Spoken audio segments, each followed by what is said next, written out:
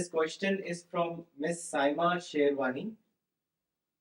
How can we practice realism in our day-to-day life?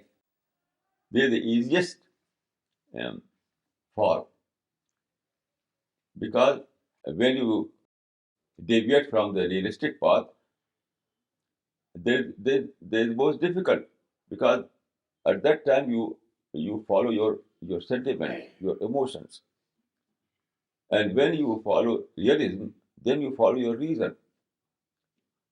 I think that to follow reason is the easiest path, and to follow anger and, and emotions that's a difficult task.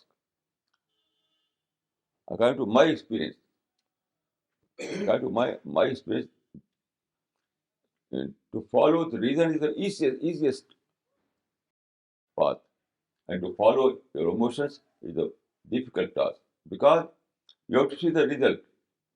You have to see the end.